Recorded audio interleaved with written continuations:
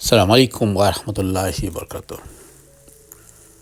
চলে আসলাম আবারও আমাদের ব্রাহ্মণবাড়িয়া আরও একটি পর্ব নিয়ে। তারপর এখন বলুন আপনারা সবাই কেমন আছেন। জানি আপনারা সবাই ভালো আছেন এবং ভালো থাকবেন, এই দোয়াই করি। আমিও ভালো আছি আলহামদুলিল্লাহ, আপনাদের দোয়া। তারপর আমাদের ব্রাহ্মণবাড়িয়ার বাইপাস রুটগুলো আপনাদেরকে দেখাচ্ছিলাম যে বাইপাস রুটগুলো কেমন সুবিধা এবং কত সুন্দর করে ওরা তৈরি করেছে দেখার মতো। এখন এই বাইপাস রোডের বেশ কিছু রোড আছে আপনার এখন টুরিস্ট স্পট হয়ে গেছে। অনেকেই এখানে দুপুরের পর থেকে এলোমেলোভাবে চলে আসে, রাত্রে 9টা-10টা পর্যন্ত থাকে এখানে ঘোরাফেরা করে। এখানে সব কিছু পাওয়া যায়, খাবার দাবার যা কিছু আছে সব কিছুই পাওয়া যায়।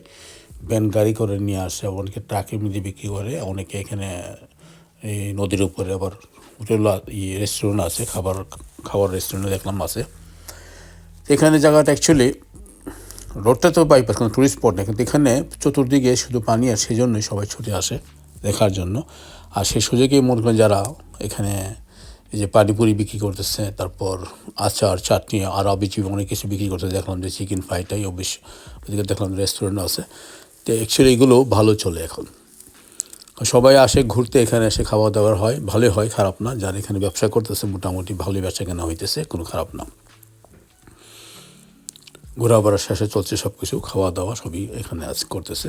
আর জায়গাটা তো বেশ সুন্দর, দেখতেই পারলেন যে চতুর্দিকে শুধু পানি আর পানি, দূর দূর তামাতে পানি, কোনো গ্রাম দেখা যাচ্ছে না। এই জন্য এই জায়গাটা এখন সবাই ঘুরতে আসে, একেবারে রীতিমতো টুরিস্ট স্পটই বলা চলে। মানে সবাই বিভিন্ন জায়গার থেকে আসে। আমরা তো এখানে আছি, এখান থেকে যারা অনেক দূর দূর দূরান্ত থেকে ছুটে আসে দেখার জন্য। এখানে আসলে কোনো গরম অনুভব করা যায় না, কারণ চতুর্দিকে শুধু পানি আর থাকে বাতাস, তাতে খুব বাতাসটা খুব একদম ফ্রেশ থাকে।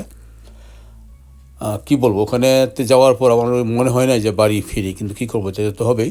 কিন্তু আমার কাছে খুবই ভালো লেগেছে, খুবই ভালো লেগেছে। নেক্সটে যদি আমি আবার যাই এখানে, সেখানে আমি আর সুন্দরভাবে আপনাদেরকে দেখাতে পারবো। পুরো প্রিপারেশন নিয়ে যাব, যে জায়গাটা পুরোটাই আমি ভিডিও করব এবং আপনাদের আমি শেয়ার করবো, তাই যেন আপনারা দেখে সবার কাছে ভালো লাগবে। সবাই ভালো থাকুন, সুস্থ থাকুন। আবারও চলে আসবো আরও একটি পর্ব নিয়ে। আল্লাহ হাফেজ, আসসালামু আলাইকুম ওয়া রাহমাতুল্লাহি ওয়া বারাকাতুহু।